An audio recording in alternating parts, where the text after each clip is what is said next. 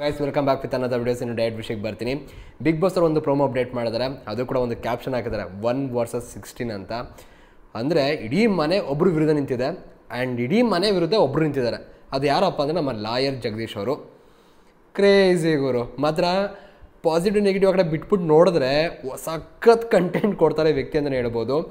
But ಏನಂದರೆ ಇನ್ನೂ ತುಂಬ ಟೈಮ್ ಇದೆ, ಸ್ವಲ್ಪ ಕೊಟ್ಟಿರೋ ಸಾಕಾಗ್ತಿತ್ತೇನೋ. ಒಂದೇ ಸಲ ಮುಗ್ಸಕ್ಕೆ ನೋಡ್ತೇನೆ ಅಂತ ಅನಿಸ್ತಿದೆ.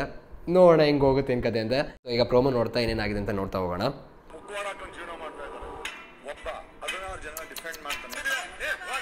ಏನು ಗುರು ಎಲ್ಲರ ಜೊತೆ ಗಲಾಟೆ. ಧರ್ಮ ಕೀರ್ತಿರಾಜು, ಮಂಜು, ರಂಜಿತ್ತು, ಹೋಗತ್ತಾಗಿ, ಶಿಶಿರು, ಮಾನಸ. ಮನೆಗೆ ಬಿಟ್ಟು ಹೋಗ್ತಾರ ಗುರು. ಆ್ಯಕ್ಚುಲಿ ಏನನ್ಸುತ್ತೆ ಗೊತ್ತಾ ನನಗೆ, ಜಗದೀಶ್ ಅವ್ರದ್ದು ತಪ್ಪಿದೆ ಇಲ್ವಾ ಗೊತ್ತಿಲ್ಲ. ಯಾವ ವಿಷಯಕ್ಕೆ ಇಷ್ಟ ರಿಯಾಕ್ಟ್ ಮಾಡಿದಾರೆ ಅಂದಮೇಲೆ ಕಂಪ್ಲೀಟ್ ವಿಷಯ ಡಿಪೆಂಡ್ ಆಗುತ್ತೆ. ಅದು ಎಪಿಸೋಡ್ ನೋಡಿ ಮಾತಾಡೋಣ. ಬಟ್ ಇಷ್ಟೊಂದು ಅಗ್ರೆಸಿವ್ ಬೇಕಾ ಅಂತ ನನಗೆ ಅರ್ಥ ಆಗ್ತಿಲ್ಲ. ಇವರು 100 ದಿನ ಇರೋಕ್ಕೆ ಬರ್ತಿದ್ದಾರಾ ಅಥವಾ 100 ದಿನದಲ್ಲಿ ಕೊಡಬೇಕಾದ್ರೆ ಕಂಟೆಂಟ್ನ 1-2-3 ದಿನದಲ್ಲಿ ಕೊಡ್ತಾವ್ರಲ್ಲ ಅಂತ ಅನಿಸುತ್ತೆ. ಇವ್ರ ಕಡೆಯಿಂದ ಸಿಕ್ಕಾಪಟ್ಟೆ ಕಾಂಟ್ರಿಬ್ಯೂಷನ್ ಸಿಗ್ತಿದೆ. ಆ್ಯಂಡ್ ಬಿಗ್ ಬಾಸ್ ಮನೆಗೆ ಇವರು ನಿಜವಾಗ್ಲೂ TRP ಮೆಟೀರಿಯಲ್ ಅಂತಲೇ ಹೇಳ್ಬೋದು. ಎಲ್ಲ ಓಕೆ ಆ್ಯಂಡ್ ಎಕ್ಸ್ಪೆಕ್ಟೇಷನ್ ಇದ್ದಿದ್ದು ಹಾಗೆ ನಮ್ಮ ಎಲ್ಲರದು ಕೂಡ ಹಾಗೆ ಇದ್ದಾರೆ.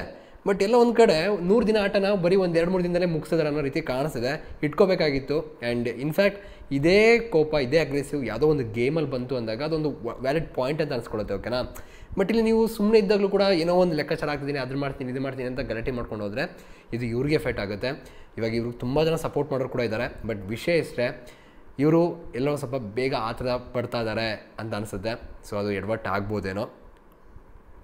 ಆ್ಯಂಡ್ ಈ ಫ್ರೇಮಲ್ಲಿ ನೋಡಿ, ಈಗ ಇಲ್ಲೂ ಅಷ್ಟೇ ನರಕದಲ್ಲಿದ್ದಾರಲ್ಲ ಅವ್ರ ಜೊತೆ ಸ್ವಲ್ಪ ಮಾತುಕತೆ ಆಗ್ತದೆ ಇಲ್ಲಿ.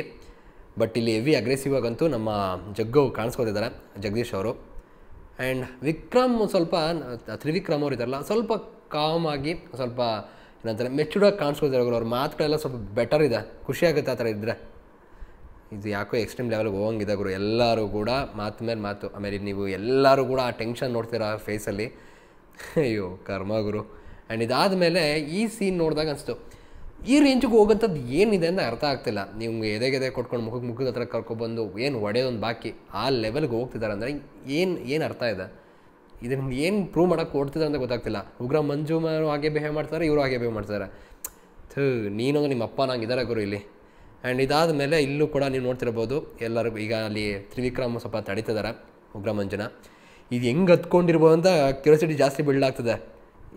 ಯಾವ ವಿಷಯದ ಎಲ್ಲಿಗೆ ಹೋಗಿ ಕನೆಕ್ಟ್ ಆಗಿದೆಯೋ ನೋಡಬೇಕು. ಆ್ಯಂಡ್ ಈ ಸೀನ್ ನೋಡ್ರಪ್ಪ, ಈ ಸೀನಲ್ಲಿ ನಮ್ಮ ಇವಾಗ ಅಳ್ತಿರಲ್ಲ ಧನರಾಜ್ ಆಚಾರ್ ಇದಾರಲ್ಲ, ಅವರು ಸಿಕ್ಕಾಬಟ್ಟೆ ಎಗರಾಡ್ತಿದ್ದಾರೆ. ಸ್ವಲ್ಪ ಅವರು ಸಿಕ್ಕಾಬಟ್ಟೆ ಅಗ್ರೆಸಿವ್ ತೋರಿಸಿದ್ದಾರೆ. ಅದೆಲ್ಲ ರಾಂಗ್ರು. ತುಂಬ ಎಕ್ಸ್ಟ್ರೀಮ್ ಲೆವೆಲ್ಗೆ ಹೋಗಬಾರ್ದು. ತಾಳ್ಮೆನೇ ಇದ್ದರೆ ಒಳ್ಳೆಯದು. ಹೇಳೋದು ಈಸಿ, ಬಟ್ ಆ ಟೈಮ್ ಹೆಂಗೆ ಅಂತ ಗೊತ್ತಿಲ್ಲ. ಬಟ್ ಇದು ಚೆನ್ನಾಗಿ ಹ್ಯಾಂಡಲ್ ಮಾಡಿದ್ರೆ ಚೆನ್ನಾಗಿರ್ತಿತ್ತು. ಇಲ್ಲಿ ನೋಡ್ರೆ ಇವರೇ ತಡೀತಾ ಇದ್ದಾರೆ, ಅಲ್ಲಿ ನೋಡ್ರೆ ಅವರೇ ಜಗಳ ಆಡ್ತವ್ರೆ. ಯಪ್ಪ ಕ್ರೇಜಿ. ಆ್ಯಂಡ್ ನೆಕ್ಸ್ಟ್ ಬಂದರೆ ನೀವು ಈ ಫ್ರೇಮಲ್ಲಿ ನೋಡ್ಬೋದು ಎಲ್ಲರದು ಅದೇ ರಿಯಾಕ್ಷನ್ಗಳು, ಎಲ್ಲರಿಗೂ ಕೋಪ. ಇಲ್ಲಿ ನಮ್ಮ ರಂಜಿತ್ ಅವ್ರು ಇದ್ದಾರಲ್ಲ, ಸೊ ಅವರು ಕೂಡ ಜಗಳ ಮಾಡ್ತಿದ್ದಾರೆ. ಆ್ಯಂಡ್ ಮಾನಸ, ಸೊ ಅವ್ರ ಕಡೆಯಿಂದ ಕೂಡ ಬಂತು. ಸೊ ಮಾನಸನು ಯಾರೂ ಕಡಿಮೆ ಇಲ್ಲ ಗುರು, ನಿಜ ಹೇಳ್ತಿಲ್ಲ, ಯಾರೂ ಕಡಿಮೆ ಇಲ್ಲ. ಎಲ್ಲರೂ ಕೂಡ ಒಂದು ರಿಯಾಕ್ಷನ್ ಕೊಡ್ತಾನೆ ಇದ್ದಾರೆ. ನೀನು ಅಂದರೆ ನಿಮ್ಮ ಅಪ್ಪ ಗುರು ಅಷ್ಟೇ, ಇನ್ನೇನಿಲ್ಲ. ನೀವು ಮುಲಾಜೆ ಇಟ್ಕೊಂಡು ನಮ್ಮ ಹತ್ರ ಅನ್ನಂಗೆ ಇದ್ದಾರೆ. ಅದೇ ಪ್ರಾಬ್ಲಮ್ ಆಗ್ತಿರೋದು.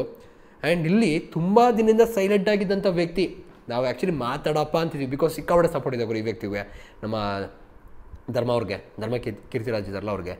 ಬಟ್ ಅವರು ತುಂಬ ಸೈಲೆಂಟರು, ತುಂಬ ಸಾಫ್ಟ್ ಅನಿಸಿದ್ರು. ಬಟ್ ಇವಾಗ ಅವರು ಕೂಡ ಎಗರಾಡ್ತಿದ್ದಾರೆ, ಸ್ವಲ್ಪ ರೇಗಾಡ್ತಿದ್ದಾರೆ. ಅದು ಕೂಡ ಜಗದೀಶ್ ಅವ್ರ ಜೊತೆ ಏನಕ್ಕಾಗಿದೆ ಏನು ಕತೆ ಗೊತ್ತಿಲ್ಲ. ಇಲ್ಲಿ ತಡೆಯಕ್ಕೆ ಹೋಗಿ ಅವ್ರ ವಿರುದ್ಧನೇ ಏನಾರು ಮಾತಾಡಿದ್ದಾರೆ ಅವರು, ಗೊತ್ತಿಲ್ಲ. ಅಯ್ಯೋ ಕರ್ಮ ಕಣಪ್ಪ. ಬಟ್ ನನಗೆ ಬೇಜಾರಾಗಿದೆ ಅಂದರೆ ಈ ತುಂಬ ಕ್ಲೋಸಪ್ ಬಂದು ಬಿಹೇವ್ ಮಾಡೋದಿದೆಯಲ್ಲ, ಅದು ಎಕ್ಸ್ಟ್ರೀಮ್ ಲೆವೆಲ್ಗೆ ಹೋಗುತ್ತೆ ಅಂತ ಅನಿಸುತ್ತೆ. ತುಂಬ ಹತ್ರ ಬರೋದು, ತುಂಬ ಪ್ರವೋಕ್ ಮಾಡೋದು, ಟ್ರಿಗರ್ ಮಾಡೋದು, ಇದು ಕಂಪ್ಲೀಟ್ಲಿ ರಾಂಗ್, ಓಕೆನಾ. ಇದೆಲ್ಲ ಮಾಡ್ತಾ ಕೂತ್ಕೊಂಡ್ರೆ ಕಂಪ್ಲೀಟ್ ಎಪಿಸೋಡ್ ಎಕ್ಕೊಟ್ಟೋಗುತ್ತೆ, ಕಂಪ್ಲೀಟ್ ಸೀಸನ್ ಎಕ್ಕೊಟ್ಟೋಗುತ್ತೆ ಹೊರತು ಒಂದು ಎಂಟರ್ಟೈನ್ಮೆಂಟ್ ಸಿಗೋಲ್ಲ. ಒಂದು ಅವ್ರೇನು ಪ್ರೂವ್ ಮಾಡ್ಕೋಬೇಕು ಅಂತ ಬಂದಿರ್ತಾರೆ ಅದು ಆಗೋಲ್ಲ. ಒಂದು ಅರ್ಥ ಮಾಡ್ಕೊಳ್ಳಿ, ಇವರೆಲ್ಲ ಏನೇನು ಮಾಡ್ತಿದ್ದಾರೆ ಅದೆಲ್ಲ ಓಕೆನಾ. ಬಟ್ ಇದನ್ನೆಲ್ಲ ಬಿಟ್ಟು ಇವರೆಲ್ಲರೂ ಬಂದಿರೋದು ಈ ಸ್ಟೇಜ್ಗೆ, ಅವರು ಹೇಳ್ತಾರೆ ನಾನು ಪ್ರೂವ್ ಮಾಡ್ಕೊಳಕ್ಕೆ ಅಂತ ಬಂದಿದ್ದೀನಿ, ನಾನು ಪ್ರೂವ್ ಮಾಡ್ಕೊಳಕ್ಕೆ ಬಂದಿದ್ದೀನಿ ಅಂತ. ಇದಾ ಪ್ರೂವ್ ಮಾಡ್ಕೊಳ್ಳೋ ರೀತಿ, ಇದಾ ಬದುಕೋ ರೀತಿ? ಅಯ್ಯೋ ಭಗವಂತ, ಸಿಕ್ಕಾಬಿಟ್ಟೆ ಎಕ್ಸ್ಟ್ರೀಮ್ ಲೆವೆಲ್ಗೆ ಹೋಗ್ತಿದ್ದಾರೆ ಗುರು ಇದರಲ್ಲಿ. ಆಮೇಲೆ ನಾನೇ ಬಿಗ್ ಬಾಸ್, ಬೇಕಾದ್ರೆ ಆಚೆ ಕಳಿಸಿ ಅನ್ನೋದು, ಇದೆಲ್ಲ ಏನಾಗುತ್ತೆ ಅಂದರೆ ತುಂಬ ಒಂಥರ ಜಾಸ್ತಿ ಆಯ್ತು ಅನಿಸುತ್ತೆ. ಏನೋ ಗೊತ್ತಿಲ್ಲ, ಲಾಯರ್ ಜಗದೀಶ್ ಅವರ ವಿಷಯದಲ್ಲಿ ನನಗಂತೂ ಪಾಸಿಟಿವ್ ಒಪಿನಿಯನ್ ಇತ್ತು ತುಂಬ. ಬಟ್ ಅವರು ಎಲ್ಲೋ ಒಂದು ಕಡೆ ತುಂಬ ಎಕ್ಸ್ಟ್ರೀಮ್ ಲೆವೆಲ್ಗೆ ಹೋಗ್ತಾ ಇದ್ದಾರೆ, ಇರೋವಂಥ ವಿಷಯಗಳನ್ನ ಬಿಟ್ಬಿಟ್ಟು ಹೆಚ್ಚಿಗೆ ಏನೋ ಮಾಡೋಕ್ಕೆ ಹೋಗ್ತಿದ್ದಾರೆ ಅಂತ ಅನಿಸಿದೆ. ಬೆಟರು ಇಲ್ಲಿಗೆ ಸ್ಟಾಪ್ ಮಾಡಿದ್ರೆ ಸರಿ. ಈ ವಾರದ ಕತೆ ಕಿಚನ್ ಜೊತೆ ಎಪಿಸೋಡಲ್ಲಿ ಇವ್ರಿಗೇನೆ ಸಖತ್ ರಿಮೈಂಡ್ ಇರುತ್ತೆ ಅನ್ಕೋತೀನಿ, ಕ್ಲಾಸ್ ತೊಗೋತಾರೆ ಅನ್ಕೋತೀನಿ, ಕಾದು ನೋಡೋಣ. ಬಟ್ ವಿಷಯ ಇಷ್ಟೇ, ತಪ್ಪು ಮಾಡೋದು ತಪ್ಪಲ್ಲ, ಪದೇ ಪದೇ ಅದೇ ತಪ್ಪು ಮಾಡೋದು ತಪ್ಪು. ಎಷ್ಟು ಸಲ ಜಗಳ ಆಗ್ತದೆ ಆ್ಯಂಡ್ ಎಲ್ಲದೂ ಕೂಡ ಇವರೇ ಮೂಲ ಕಾರಣ ಆಗ್ತಿದ್ದಾರೆ. ಸೊ ಇವರು ಇದನ್ನು ಸರಿ ಮಾಡ್ಕೊಳ್ಳಿ ಅಂದರೆ ಖಂಡಿತವಾಗ್ಲೂ ಇದು ಇವರ ಬಿಗ್ ಬಾಸ್ ಕರಿಯರ್ಗೆ ಹೆವಿ ಎಫೆಕ್ಟಿವ್ ಆಗುತ್ತೆ.